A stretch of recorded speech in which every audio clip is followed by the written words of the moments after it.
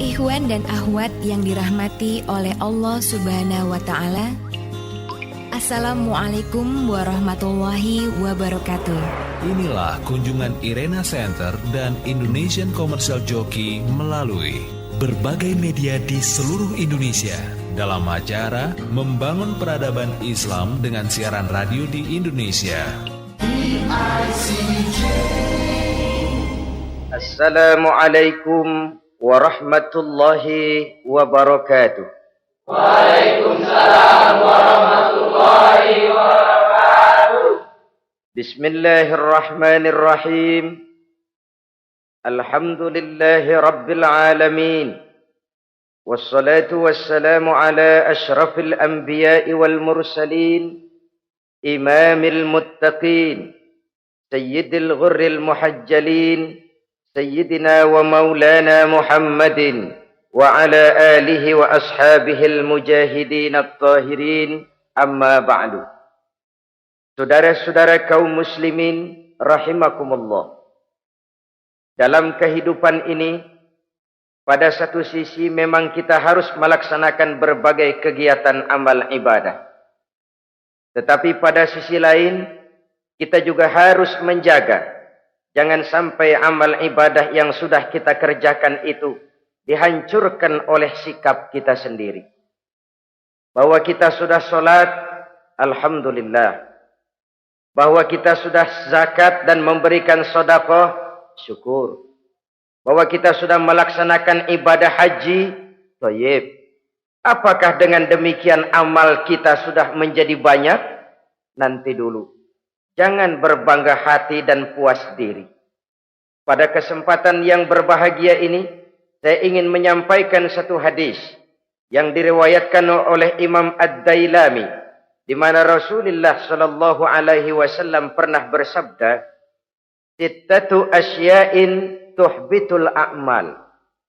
Ada 6 perkara yang bisa menghancurkan amal yang sudah kita kerjakan.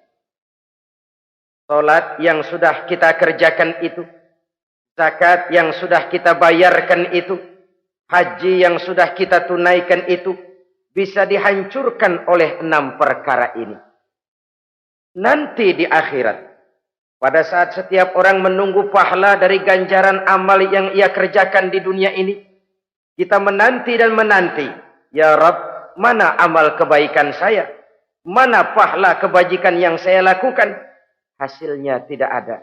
Amal yang kita kerjakan dihancurkan oleh sifat-sifat yang akan kita kemukakan pada pertemuan kali ini. Yang pertama yang bisa menghancurkan amal adalah al-istighalu bi'uyubil khalqi. Orang yang terlalu sibuk mencari-cari aib dan kekurangan pada diri orang lain.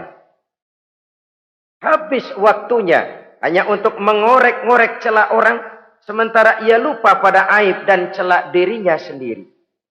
Sifat seperti ini menghancurkan amal yang sudah kita kerjakan. Sedangkan baginda Nabi mengajarkan, tuba liman syaghalahu aibuhu an uyubin nas. Beruntunglah orang yang kekurangan pada dirinya menyebabkan dia sibuk sampai ia tidak sempat mencari-cari aib dan kekurangan pada diri orang lain. Saudara-saudara kaum muslimin rahimakumullah. Sibuk mencari aib orang tentu bukan dengan tujuan positif. Latar belakangnya kadang-kadang karena jealous, karena hasud, kecemburuan sosial. Sore, pagi, siang, malam kita korek-korek kesalahan orang dengan target hancur martabatnya, jatuh kehormatan dirinya, hilang nama baiknya. Dilupakan dan terisolir dari tengah-tengah masyarakat. Perbuatan yang demikian sungguh terlalu amat sangat kejam. Salat kita, puasa kita, haji kita bisa dihancurkan jikalau kita terlalu sibuk mencari-cari aib orang lain. Muslim dengan muslim itu bersaudara. Kalau kita menganggap muslim yang lain adalah saudara kita, maka aibnya adalah aib kita. Kekurangannya juga adalah kekurangan kita. Pada saat kita melihat pada dirinya terdapat kekurangan, tugas kitalah menutupi. Ini yang dijamin oleh Nabi, man satara musliman satarahullahu fid dunya wal akhirah. Siapa yang menutupi aib dan celak orang-orang beriman, Allah akan menutupi aib dan celaknya di hari akhirat nanti. Zaman sekarang, zaman gosip. Zaman sekarang, zaman isu. Sehingga hal yang 1 meter pun dapat jadi 5 meter. Yang 5 meter dapat saja menjadi 10 meter. Kita sibuk membumbui hal-hal yang kita tidak tahu duduk perkara yang sebenarnya. Bahkan lebih celaka, kadang-kadang kita malah sok tahu. Memberikan vonis dari sudut pandang kita sendiri. Adalah tidak bijaksana jika kita mengukur baju orang lain dengan badan sendiri. Baju orang lain kita ukur pakai badan kita. Tentu saja enggak pas. Begitulah. Terlalu sibuk mencari-cari aib orang lain. Menghancurkan amal ibadah yang sudah kita kerjakan. Na'udzubillah summa na'udzubillah. Kadang-kadang hadir majelis taklim di pengajian. Ngaji setengah jam. Ngomongin orang 2 jam setengah. Tekor, defisit. Belum bergeser dari majelis taklim. Ini kan penyakit rohani. Di mana kedudukan kita antara sesama muslim bagaikan satu tubuh. Kalau yang satu sakit, yang lain ikut merasakan sakit. Yang satu terhina, yang lain ikut merasakan terhina.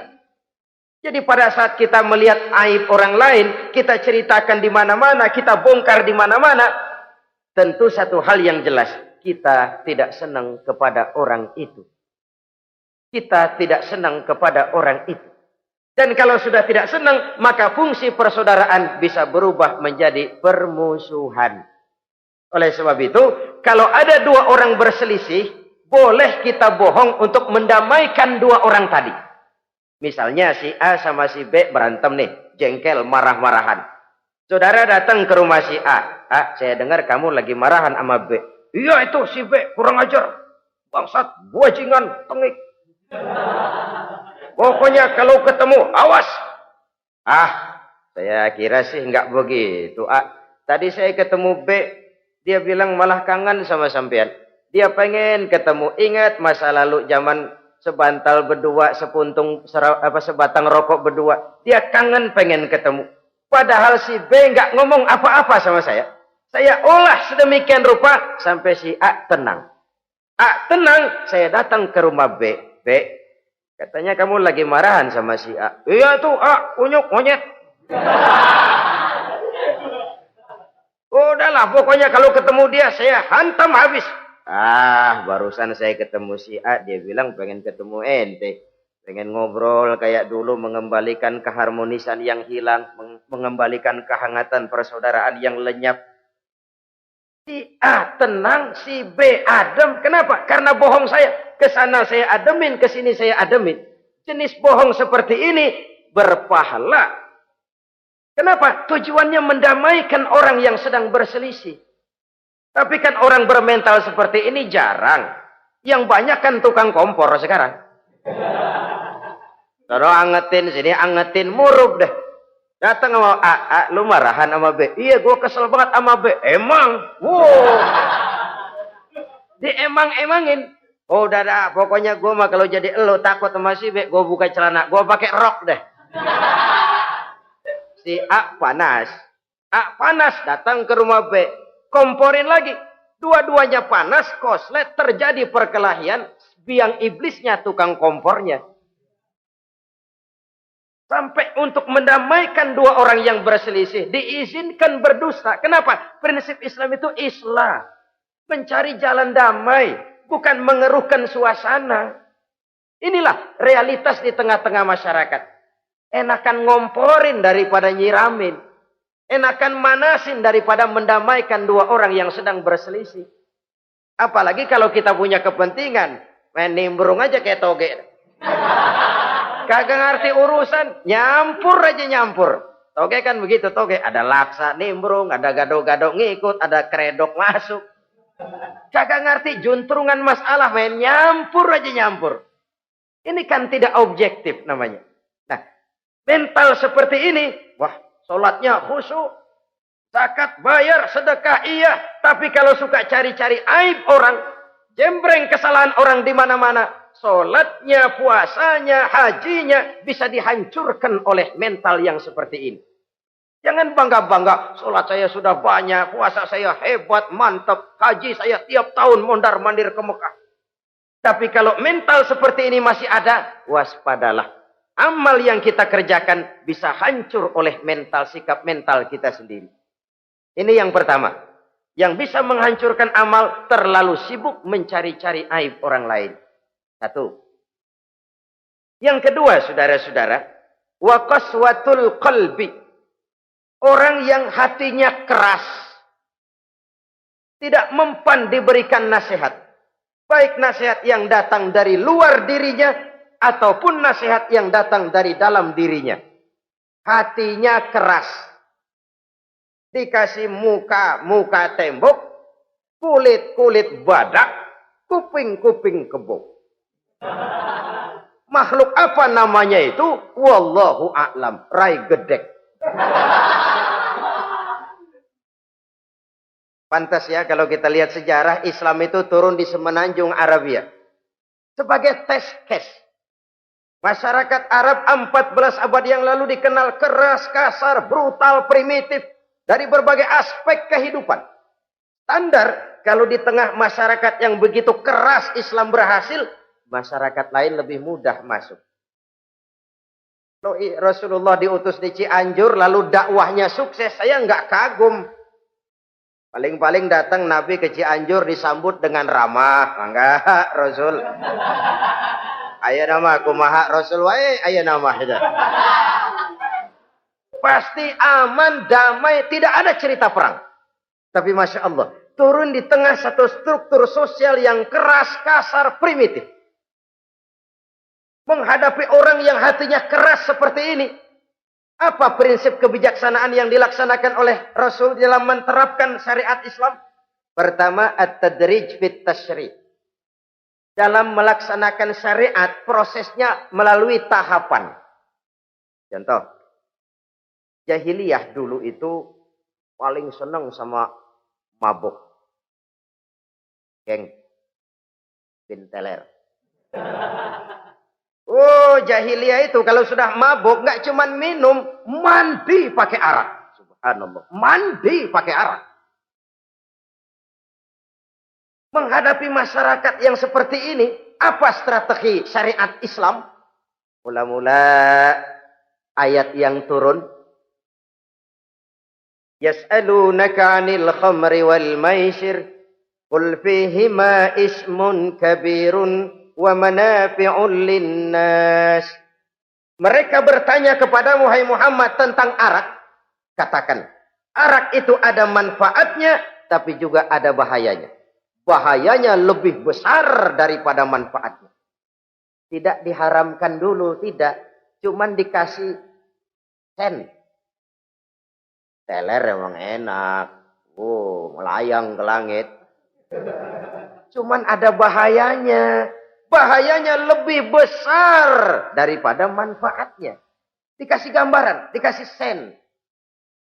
Tidak diharamkan mutlak dulu, tidak. Bertahap dikit dulu. Nih. Urusannya begini nih. Ada manfaatnya, tapi ada bahayanya. Bahayanya lebih besar daripada manfaatnya. Jak rasio berpikir. Setelah tahu bahayanya lebih besar, kan dikit-dikit mulain jauh. Mulain ngurangin, jaga jarak. Setelah ada jarak, turun peringatan kedua. La taqrabus salata wa antum sukara. Jangan dekati sholat kalau kamu lagi mabuk. Sholat sehari semalam 5 kali. Berarti 5 kali mereka harus jaga diri. Jangan sampai mabuk. Makin jauh. Setelah jauh sekali, kira-kira tidak goyah, turun vonis. Innamal khamru wal maisir wal ansabu wal azlamu rijsun min amali syaitan fajtanibu la'allakum tuflihun. Arak itu najis, kotor, perbuatan setan. Jauhi, pasti kamu akan beruntung. Baru timbul hukum haramnya. Orang udah nggak kaget. Kenapa? Pagi-pagi udah dikasih sen. Bahayanya lebih besar. Kalau sholat jangan, kalau mabuk jangan mendekati sholat. Makin jauh. Ini tahapan. Sama juga kita kan. Begitu jebrol lahirnya cuman susu ibu. Gedean dikit sang Ambon. Kan gitu. Gedean dikit pisang ulek. Gedean dikit nasi. Udah gede bener jengkol jijelin. Proses. Coba bayi begitu lahir kasih pisang batu, tenggeng. Gak kuat menerima, belum waktunya. Ini proses yang dilaksanakan oleh strategi syariat Islam untuk mengobati penyakit qaswatul qalbi ini. Keras hati. Syariatnya bertahap. Tidak drastis. Tidak kalau sudah begitu ya mesti begitu. Tidak. Konsep kedua, taklilut takalif, menyedikitkan beban. Coba kita lihat, seluruh konsep agama, kalau kemampuan melaksanakan perintah berkurang, stressing perintahnya ikut turun. Angkat tuh beras 100 kilo. Nggak kuat pak, 30 kilo dulu deh. Ntar balik lagi, lama-lama juga habis. Ini konsep untuk mengobati qaswatul qalbi. Bertahap. Semua perintah agama itu begitu. La yukallifullahu nafsan illa wus'aha. Allah tidak memberikan beban kecuali sesuai dengan kemampuan yang dimiliki oleh seseorang. Kalau kemampuan melaksanakan perintah berkurang, stres perintahnya juga ikut menurun. Salat wajib diri. Kalau mampu. Gak bisa pak salat berdiri. Salat dengan berbaring. Kalau mampu. Berbaring gak bisa pak. Pinggang kurap. Salat pakai isyarat. Kalau mampu pakai isyarat tidak bisa. Dalam hati setiap kemampuan melaksanakan perintah berkurang, stres perintahnya juga menurun. Taklilut takalif ini juga salah satu strategi mengantisipasi kerasnya hati. Nah. Konsep yang ketiga dari syariat, al-musawat bainan nas fi takalifil ahkam. Persamaan terhadap manusia di dalam berhadapan dengan hukum Allah. Kadang orang yang hatinya keras itu, logikanya jalan, ngukur suasana. Gimana sih lu? Menggerib kagak mau ke masjid? No, yang Pak Haji masih di perapatan. Yang Pak Haji disebut. Itu kan cenderung orang begitu. Kalau dia nyolong ayam, dia tunjuk orang yang nyolong kambing. Ini apologi namanya. Kenapa lo nyolong ayam? No, yang maling kambing urusin, gedean. Apologi. Lah kapan mau beres kalau begitu? Tidak introspeksi, tidak self correction. Itu apologi. Untuk menutupi kelemahan diri, menunjuk kesalahan orang lain yang lebih besar. Itu kan gak jantan namanya. Apologi. Tidak ada sifat untuk memperbaiki diri sendiri. Karena kecenderungan ini ada, Islam menutupi itu. Dengan apa? Semua manusia sama dalam berhadapan dengan hukum Allah. Gak ada iri hati dalam hukum Islam ini. Salat wajib. Wajib. Bagi siapa? Yang sudah balik dan mampu. Terhadap semua strata. Jenderal wajib, kopral wajib. Apalagi hansip. Tidak ada fasilitas. Wah kamu jenderal nggak apa-apa dah sembahyang setahun 2 kali. Idul Fitri aja sama Idul Adha. Enggak tuh. Semua manusia sama dalam berhadapan dengan hukum Allah. Itu yang Nabi ingatkan. Orang-orang sebelum kamu dahulu hancur. Umat-umat sebelum ini rusak binasa. Kenapa? Karena mereka kalau orang kecil berbuat salah. Hukum cepat-cepat ditegakkan. Tapi kalau yang besar berbuat salah. Mereka diam pura-pura tidak tahu. Jadi apa ini? Yang namanya mafia peradilan bukan cuma zaman ayeuna. Sejak zaman sebelum Islam Nabi sudah mengingatkan. Mereka dahulu hancur. Kenapa? Kalau orang kecil berbuat salah, hukum buru-buru ditegakkan. Rame-rame dikeroyokin. Giliran yang gede berbuat salah, diam pura-pura enggak tahu. Hukum pakai pandang bulu. Saudara-saudara kaum muslimin rahimakumullah. Oleh karena itu orang yang keras hati itu bisa merusak amalnya sendiri. Nggak mempan nasihat, rai gedek, muka-muka cuek. Baik nasihat yang dari luar maupun nasihat yang dari dalam, nggak mempan. Kan dalam hidup ini ada nasihat dari luar, dari orang lain, bisa dari fenomena kehidupan. Ini juga nasihat. Oh, dia itu kaya tapi pelit. Hatinya begitu ya. Katanya menteleng. Itu kan nasihat. Itu kan nasihat. Oh, dia waktu berkuasa tapi zalim, matinya begitu. Perutnya pancung.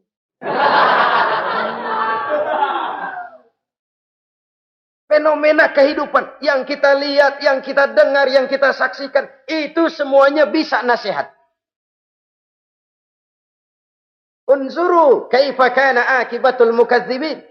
Lihat kehidupan ini. Dunia ini kan sebuah sekolahan besar. Semua yang kita lihat, kita saksikan, kita pelajari, bisa jadi contoh buat kita. Orang yang bijak, yang bisa mengambil hikmah dari manapun datangnya.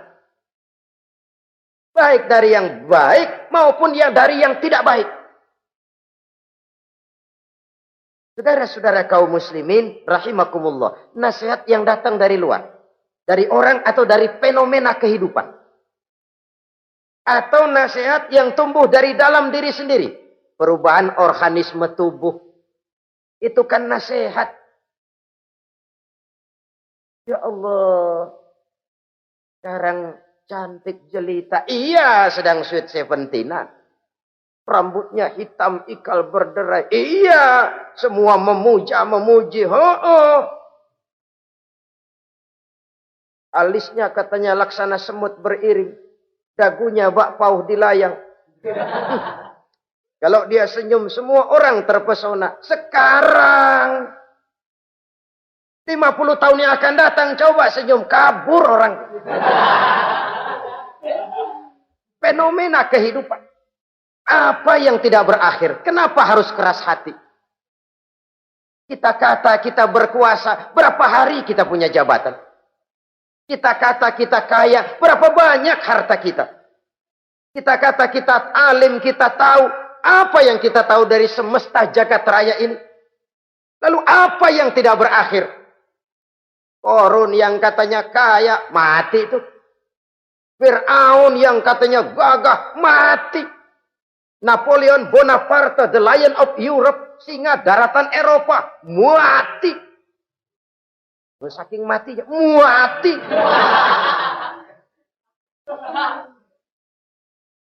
Kenapa harus keras hati? Kenapa tidak melihat perubahan fenomena alam sekitar ini? Apa yang tidak berakhir? Apa yang tidak selesai? Lalu apa yang mau kita sombongkan? Kenapa kita harus keras hati? Sehingga pantas dalam hadis kursi Allah menyatakan al-kibriya'u libasi. Sombong itu pakaianku. Manusia enggak pantas pakai pakaianku, kegedean. Pakaian Allah mau dipakai. Kalau Allah sombong, udah pantas aja udah. Kenapa? Kagak ada Tuhan lain selain dia. Udah pantas dia nyombong. Kita nyombong apaan? Oleh sebab itu, beruntung orang kalau diberikan hati yang lembut, mudah menerima kebenaran, peka terhadap kesulitan orang lain, ringan tangan memberikan pertolongan buat mereka yang memang memerlukan. Dan enggak semua orang dikasih begitu. Enggak semua orang. Lain ya, Umar bin Khattab sikapnya keras, tapi hatinya gampang menerima kebenaran. Nah, lain loh orang kayak begini. Keras sikap boleh keras, tapi hati mudah menerima kebenaran. Wah, kalau Umar kerasnya kan luar biasa. Tapi hatinya kok gampang menerima kebenaran. Ini hidayah. Coba lihat waktu berita Rasulullah meninggal dunia. Sampaikan oleh para sahabat, Umar jengkel. Cabut pedang. Siapa bilang Muhammad mati, saya tabas batang lehernya. Dia enggak siap menghadapi kenyataan. Emosinya yang jalan, bukan rasionya. Keras. Bilang deh, Muhammad meninggal. Saya tabas batang lehernya. Untung ada Sayyidina Abu Bakar. Beliau tidak bicara langsung, cuma pidato. Ayyuhan nas, Man kana ya'budu Muhammadan fa inna Muhammadan qad mata. Wa man kana ya'budu Allah fa inna Allah hayyul la yamut. Hai manusia, siapa yang menyembah Muhammad, Muhammad sudah meninggal. Tapi siapa yang menyembah Allah, Allah maha hidup dan tidak akan pernah mati buat selama-lamanya. Sayyidina Umar tersentak. Subhanallah, saya salah. Bagaimanapun Muhammad hanya seorang manusia. Saya cinta dia, saya suka dia, nyawa saya pertaruhkan untuk dia. Tapi dia manusia dan saya tidak menyembah Muhammad. Ia sadar akan kekeliruannya, berlinang air matanya. Keras sikapnya, tapi lembut hatinya. Nah, yang kayak begini, bagus. Ini udah sikap keras, hati keras, yaitu tadi. Muka tembok, kulit buadak, kuping kebo. Diapain aja udah nggak mempan aja udah. Susah yang kayak begini. Saudara-saudara, ma'asyiral muslimin rahimakumullah. Jadi yang kedua yang bisa menghancurkan amal kita, orang yang hatinya keras. Wah. Yang ketiga sekarang, yang bisa menghancurkan amal kita itu wa hubbud dunya. Orang yang terlalu cinta kepada dunia.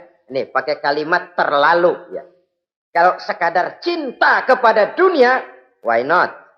Kita cinta anak dan istri, wajar. Kita cinta harta benda, tentu. Kita cinta sanak famili dan seluruh handai tolan, memang.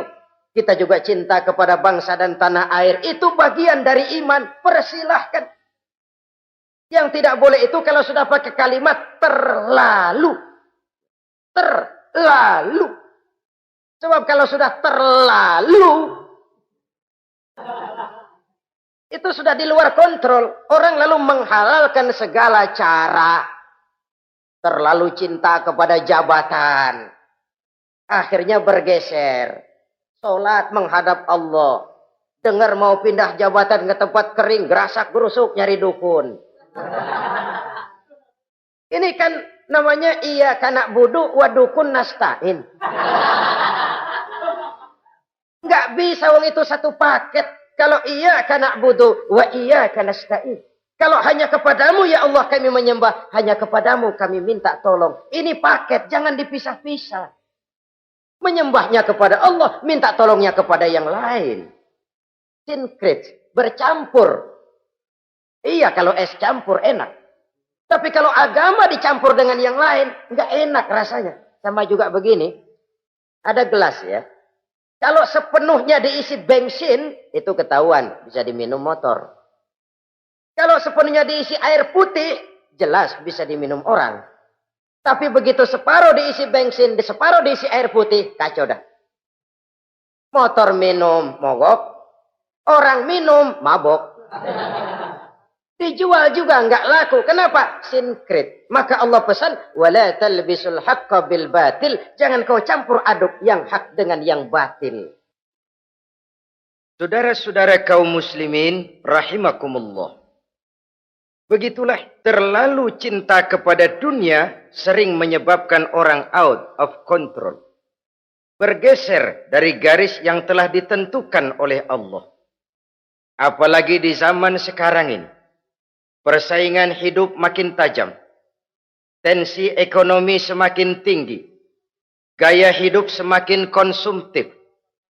Sementara lapangan kerja semakin sulit. Orang kadang kehilangan harga diri untuk mencapai sesuatu yang bernama dunia, lalu menghalalkan segala cara. Sebab itu jangan korbankan keabadian akhirat dengan kesenangan dunia yang cuma sebentar ini. Jangan sia-siakan keabadian akhirat dengan kesenangan dunia yang kadang fata morgana ini. Cintailah dunia, tapi sekadarnya saja. Sebagai ladang untuk menanam bagi kepentingan di akhirat nanti. Terlalu cinta kepada dunia bisa menghancurkan amal yang sudah kita kerjakan. Ini yang ketiga. Yang keempat, wa qillatul haya. Orang yang sedikit rasa malunya. Rasa malu merupakan bagian daripada nilai-nilai keimanan. Apabila rasa malu berkurang, artinya nilai iman juga ikut menurun. Kita melihat sekarang ini banyak orang pakai pepatah Arab dalam hidup ini. Bul ala zamzam fatu'raf, kata orang Arab. Kalau kepengen terkenal, kencingi sumur Zamzam. Itu bakal ngetop ke seluruh dunia. Sumur Zamzam dikencingin. Itu akan terkenal ke seluruh dunia. Terkenal apanya? Terkenal gilanya. Jadi apa maksud pepatah ini? Kalau pengen cepat terkenal, bikin yang aneh-aneh. Yang orang lain nggak kerjain, kerjain. Yang orang lain nggak pakai, pakai. Nanti kan aneh, dilihat orang. Kalau dilihat orang kan cepat ngetop. Pantas apa tidak nomor 18. Yang penting terkenal aja dulu dah. Artinya apa? Rasa malu dikuburin. Rasa malu disingkirin. Kalau sudah sedikit rasa malu, tidak terhalang melakukan perbuatan-perbuatan yang negatif. Satu contoh. Tujuan utama diperintahkan berpakaian itu kan menutup aurat. Tapi Rasul pernah mengatakan, satu saat nanti akan muncul perempuan, nisa'un, kasiyat, ariyat, ma'ilat, mumilat, ru'usuhunna ka'asnimatil bukhtil ma'ilat.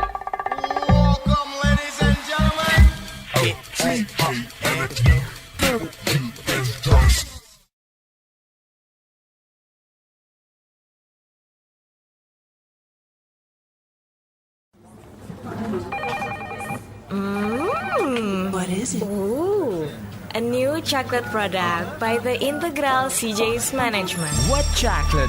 No, my girl. It's a new CJ's brand. Kepalanya ditata begitu rupa persis kayak punggung onta. Itu rambut lagu apa tahu deh. Ini kan fenomena berpakaian tapi telanjang. Kenapa? Yang dikejar mode, yang dikejar merek. Kiblatnya Paris, London, Roma. Imamnya siapa? Pierre Cardin, Christian Dior, Escada, Etienne Egner. Merek yang dikejar, mode yang dikejar, aurat pontang-panting. Ditambah oleh tayangan-tayangan berbagai iklan yang merangsang anak-anak kita untuk hidup konsumtif. Yo, iyo. Cocok iya jeng urang yo. Terangsang dia untuk konsumtif. Dihadapkan kepada kenyataan. Suasana ekonomi enggak menunjang. Orang tua lemah ekonominya. Dia lihat sekelilingnya, ternyata yang lain juga begitu. Banyak teman senasib, kumpul. Disingkirkan rasa malu. Akhirnya tukang bajai ditodong. Qillatul haya, sedikit rasa malu. Kalau sedikit rasa malu, dia tidak terhalang lagi melakukan perbuatan-perbuatan yang negatif. Dan itu berarti menghancurkan amal-amal yang lain. Sebab itu budaya malu ini sangat penting. Coba kalau dia hinggap di hati seorang pejabat. Pejabat yang punya rasa malu, Masya Allah, membawa manfaat yang besar buat rakyatnya. Contoh saja ya, di Jepang itu ada Perdana Menteri Hosokawa, saudara-saudara dengar. Baru 8 bulan jadi Perdana Menteri. Dia dijuluki Mr. Clean, Mr. Bersih. Diisukan terlibat skandal, cuma 4-6 miliar rupiah. Itu pun buat kampanye kemenangan partainya. Diisukan begitu rupa, malu Hosokawa. Malu, mengundurkan diri. Baru 8 bulan jadi Perdana Menteri. Mundur, malu. Padahal Hosokawa nggak kenal ketuhanan yang Maha Esa. Nggak kenal. Tapi budaya malunya luar biasa. Nah kalau sudah pejabat nggak punya malu. Habis. Kan sekarang umpamanya nih. Ada impres desa tertinggal. Disunatin. Sampai marah betul itu Bapak. Para pimpinan negara kita itu. Tidak ada maaf bagi pejabat yang nyunatin identitas. Kenapa? Kan tipis rasa malu.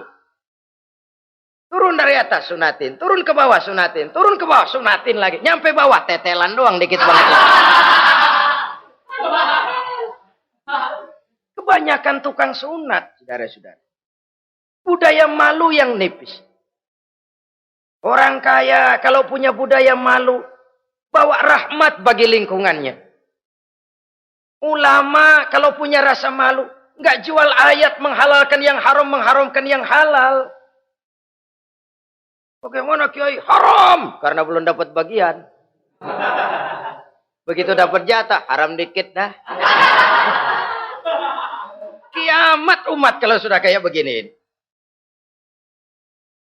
Budaya malu di segala strata sekarang ini menipis. Dan itu tentu berangkat dari kualitas keimanan. Ini yang perlu dipompa ke permukaan. Dan dilematis memang sering terjadi. Satu contoh, pada satu sisi kita menggalakkan proyek pariwisata. It's okay, kita perlu devisa. Tapi pada sisi lain kita harus menjaga nilai-nilai luhur dari budaya bangsa kita. Jangan sampai kemasukan wisata mancanegara, lalu budaya mereka yang tidak sesuai juga ikut kita serap. Boleh masuk ke Indonesia, pakaian seenaknya, dia mau udah pantas aja udah. Perempuan ayab-ayaban ke pasar pakai kutang doang, boleh, pantas aja. Bocah kita ayab-ayaban ke pasar pakai kaos kutang, perempuan mana panok melulu.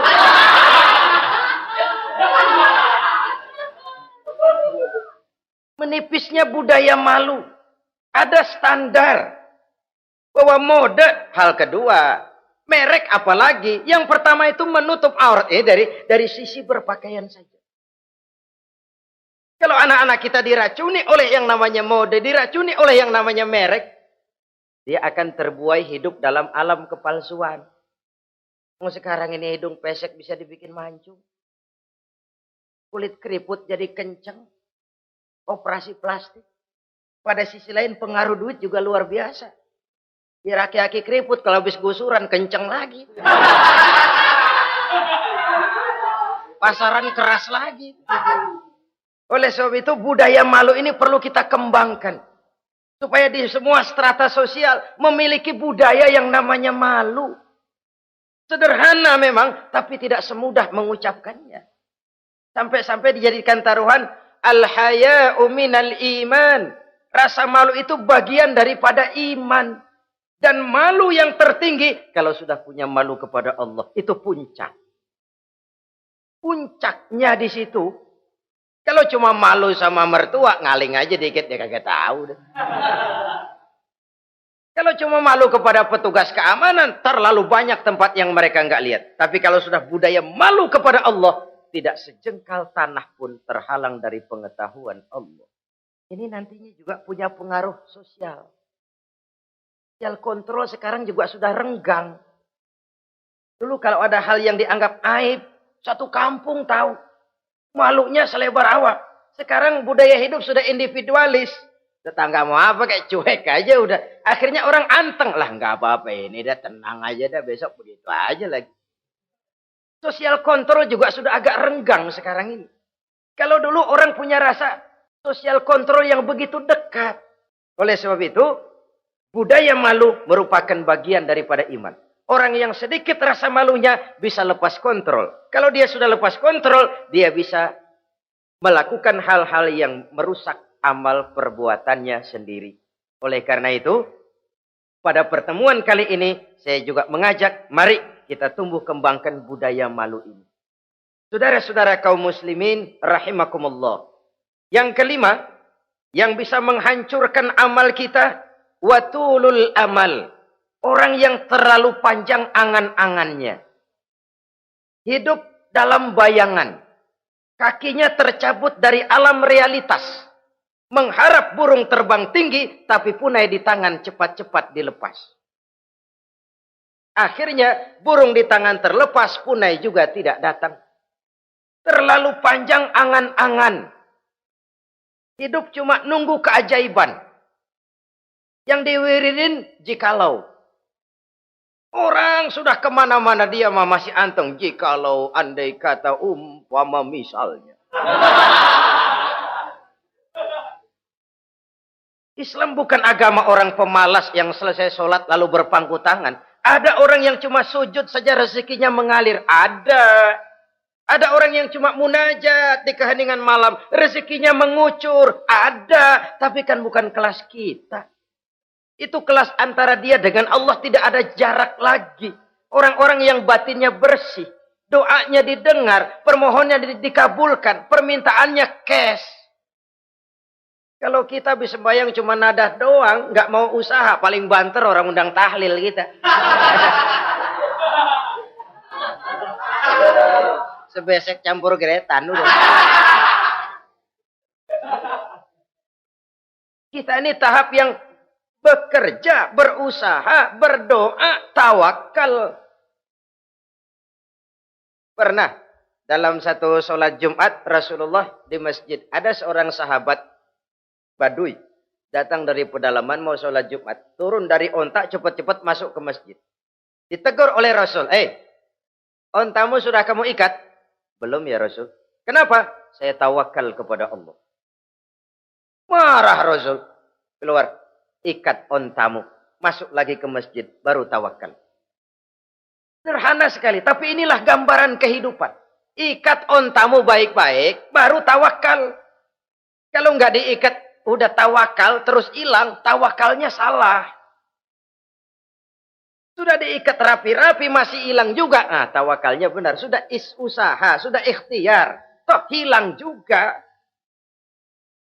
Gambarannya sederhana. Ikat ontamu baik-baik. Lalu masuk ke masjid. Barulah engkau bertawakal. Jangan onta dibiarin keliaran lalu tawakal. Tawakalnya yang salah. Saudara-saudara kaum muslimin. Rahimakumullah. Islam mengajarkan keseimbangan. Kita wajib berusaha. Tapi tidak wajib untuk berhasil. Hasil itu hak prerogatifnya Allah. Berusahalah sebagaimana harusnya di satu sisi. Tapi minta tolonglah kepada Allah di sisi lain. Ada keseimbangan. Orang yang terlalu panjang angan-angannya biasanya malas bekerja. Terangsang ngejar kerjaan yang gede, yang kecil kagak dikerjain. Akhirnya yang kecil lewat, yang gede kagak datang. Padahal rezeki itu kan yang penting mudawamahnya ya. Rutinnya. Biar banyak tapi begitu sekali datang banyak. Begitu stop 10 tahun kagak datang terus. Sengsara juga. Yang penting mudawamah. Continue-nya itu. Biarin duit sih banyak. Asal rutin aja. Gak apa-apa. Tulul amal. Terlalu panjang angan-angan. Hidup di alam bayangan. Terlepas kaki dari akar kenyataan. Hidup ini kan kenyataan. Harus dihadapi secara nyata. Islam ini agama yang wajar. Hiduplah secara wajar. Jangan melakukan sesuatu yang memang bukan makom kita di situ. Artinya apa? Kalau memang kita cangkir. Lalu minta air seember. Kan lebihnya mubazir. Cangkir minta air diisiin seember. Buat apa lebihnya? Bukan makom kita. Jangan tercabut dari akar kenyataan. Siapa sih kita ini? Jangan ibadah baru ala kadarnya. Sikap udah kayak wali. Iyalah kalau wali cuma sujud. Permohonannya makbul. Kenapa? Dia dengan Allah itu nggak ada jarak. Kita, lapisan dosa kita yang bikin jarak. Makanya sering dijelaskan ya. Kalau ada hadis. Siapa yang baca Bismillahirrahmanirrahim. Dia lewat di atas air. Beku itu air. Dia bisa jalan di atas air. Bismillah saja bisa jalan di air. Tapi kan soalnya kemudian. Bismillahnya orang yang bagaimana. Model kita. Maaf lah. 1000 kali baca Bismillah. Lewat di empang tenggelam kita. Bukan bismillahnya yang lain. Yang baca mentalnya, pribadinya yang lain. Makom kita belum di situ. Kalau memang makom kita masih harus berusaha, berusaha. Bahwa nanti Allah berikan rizki lewat jalan yang tidak kita sangka-sangka. Itu sih urusan Allah. Itu sih haknya Allah. Tapi urusan kita harus berusaha sebagaimana harusnya kita berusaha. Ya, emang jodoh dari Tuhan, apanya pakai nyari, nanti juga aja datang. Datang cuma nenek-nenek kali.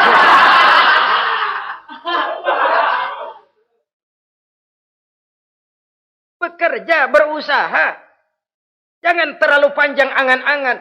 Hiduplah secara nyata, apa adanya, yang wajar-wajar saja. Tinggal di gubuk reot, hidup pakai gaya jet set. Ngagul dah. Sama merek mobil kenal banget, mobil orang-orang. Udah bukan main kalau ngomong dah. Di atas awan hidupnya. Di atas awan. Ngomong kagak ada yang kecil dah. Gak pakai juta udah. Miliar. Triliun. Ngerokok tetap aja ngombe. Silahkan mengharap burung terbang tinggi. Tapi punai di tangan jangan dilepas. Realitas apa? Idealisme boleh terbang setinggi langit. Tapi kaki tetap berpijak di alam realitas. Ayo kita ngambil contoh dari Rasulullah Sallallahu Alaihi Wasallam. Rasulullah itu kan dikasih mukjizat. Fasilitas. Tapi nggak ngandelin. Buktinya apa? Nabi hijrah ke Madinah. Itu kan manusia. Posisi kita terjepit. Ayo hijrah, hijrah, berangkat. Nggak ngandelin Tuhan. Pojokin nih, dikepung. Kirim deh apaan kayak biar pada mampus nih orang ini. Enggak tuh. Enggak. Walaupun beliau punya mukjizat. Tapi nggak ngandeli. Kenapa kita nggak lihat itu? Perang Uhud kalah. Kalah. Berlumur darah dari kakinya yang mulia itu. Kalau ngandelin mujizat, apa pantas Nabi kakinya sampai berdarah? Apa pantas sampai kalah? Kenapa nggak rekes, simsalabim, hancur musuh? Tidak, beliau tidak tercabut dari akar kenyataan. Beliau manusia, hidup dan berjuang secara manusiawi. Perkara Allah mau kirimkan mukjizat, itu haknya Allah. Waktu di Taif, saudara masih ingat. Dilontari dengan batu, menghindar ke kebun anggur. Turun malaikat Jibril, Muhammad. Innallaha amaroni an uti'ak. Allah perintahkan saya datang menemuimu di sini untuk mendengar komandomu. Sekarang apa mau kamu? Kalau mau kau orang Taif yang melontari kau dengan batu hancur, saat ini saya angkat Jabal Uhud. Saya timpakan mereka biar mati semua. Bagaimana? Dalam keadaan terpojok. Dilemparin batu, dikeroyokin, menghindar ke kebun anggur. Turun Jibril nawarin bantuan. Apa jawab Nabi? Jangan Jibril. Jangan. Saya diutus bukan buat ngancurin orang. Saya ini rahmah bagi alam. Tapi kamu disambitin. Biarin. Saya berjuang jangka panjang Jibril. Kalau sekarang mereka ingkar, barangkali nanti anak-anaknya mau beriman. Saya tungguin anak. Kalau anaknya kafir lagi Muhammad, cucunya. Oh, susah Muhammad, susah. Kenapa? Bagaimana bapak, begitu anak. Enggak begitu. Lalu mau kamu apa? Saya mendoakan mereka. Allahumma hdi qaumi fa innahum la ya'lamun. Ya Allah, berikan hidayah kepada mereka yang nyambitin saya. Karena mereka enggak tahu. Disambitin, berdarah, yang nyambitin didoakan. Pada satu sisi ini menunjukkan tingginya akhlak Nabi. Pada sisi lain ini menunjukkan Nabi juga mengatur strategi secara manusia. Tidak simsalabim. Tidak tercabut dari akar kenyataan. Padahal kita kalau lagi kepepet ada yang nolongin, kan demen banget. Kali mah kalau kita yang jadi Nabi tuh. Disambitin orang, turun Jibril. Bagaimana hancurin? Sikat Jibril dah. Habisin aja, habisin. Hijrah ini usaha ikhtiar manusiawi. Perang kalah manusiawi. Putra tercinta wafat berlinang air mata manusiawi. Sakit manusiawi. Padahal punya mukjizat. Tapi nggak ngandelin. Semua nabi juga gitu. Nabi Musa dikasih tongkat. Tapi berapa kali tuh tongkat dipakai? Waktu ngelawan tukang sihir. Waktu nyebrang di Lautan Merah. Itu aja. Selebihnya Nabi Musa berjuang secara manusia. Berusaha. Gak mentang-mentang punya mukjizat tongkat. Tiap dapat kesulitan. Awas tongkat.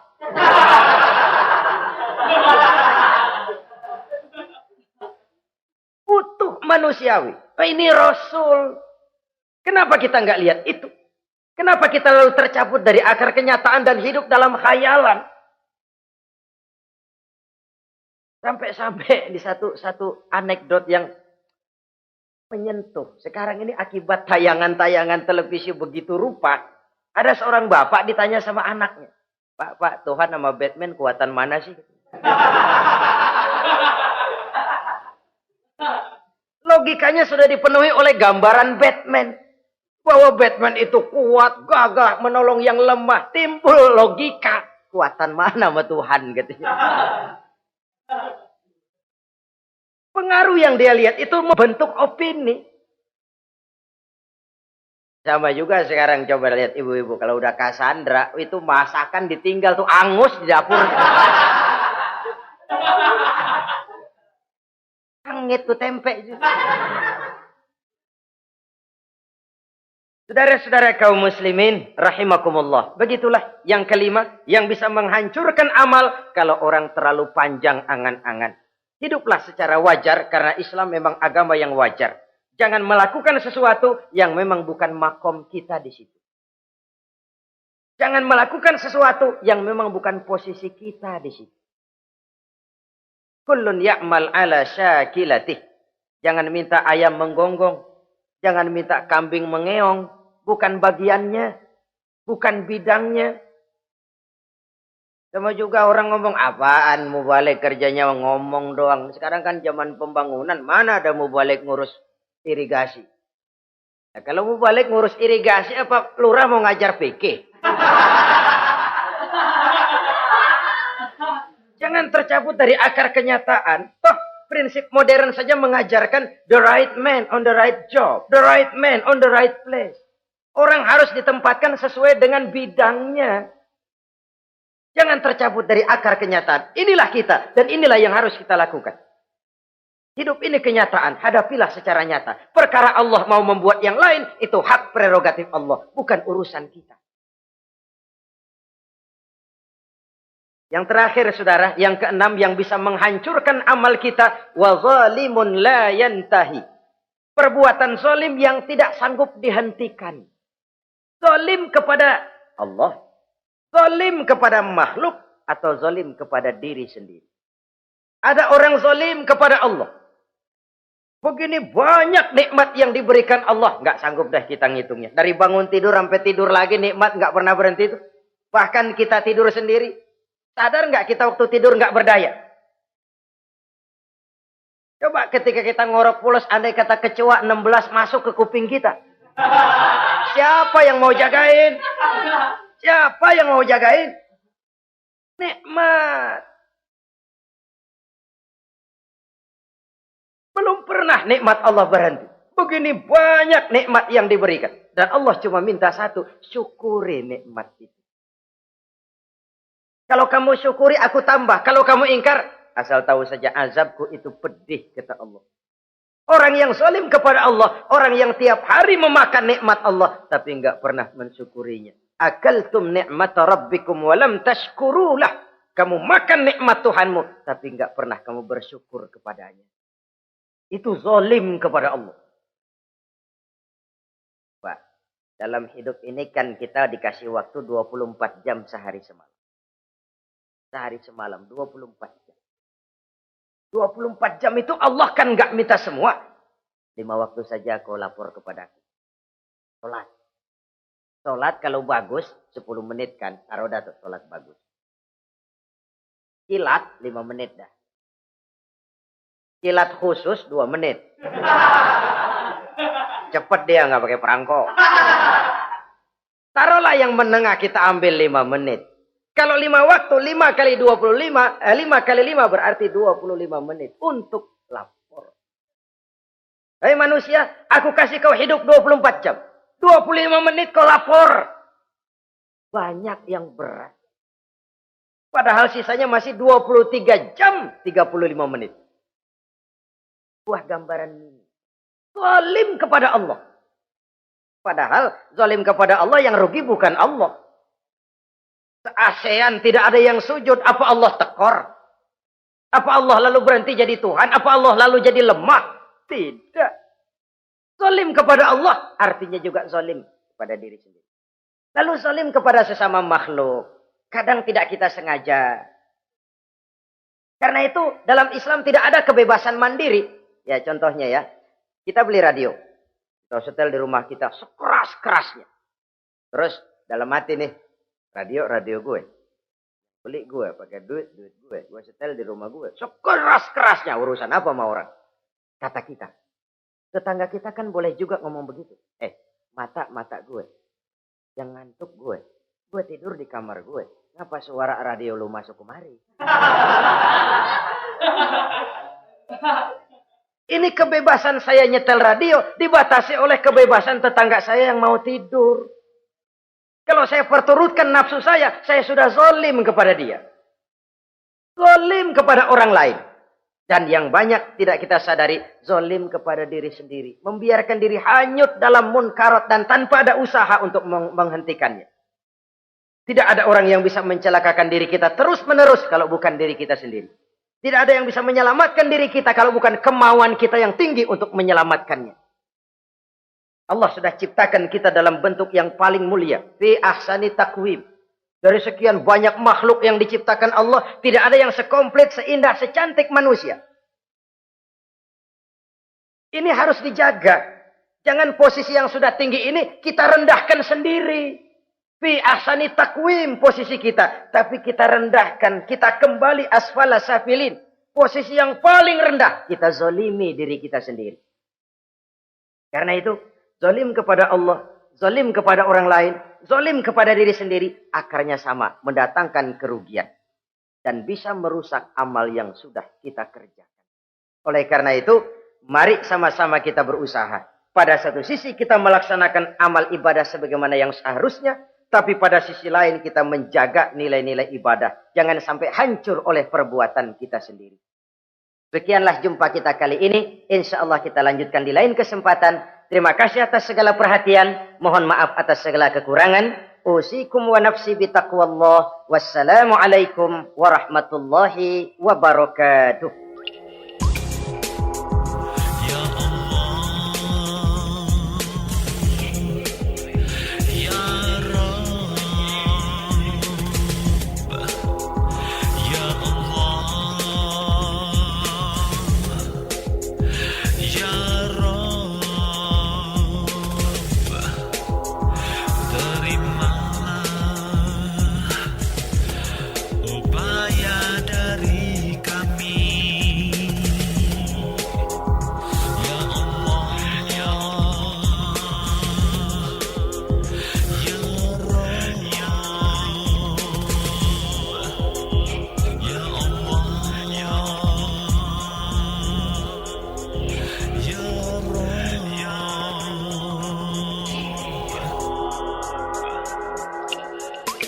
Ikhwan dan akhwat yang dirahmati oleh Allah Subhanahu wa Ta'ala, demikianlah kunjungan kami dalam acara Membangun Peradaban Islam dengan siaran radio di Indonesia.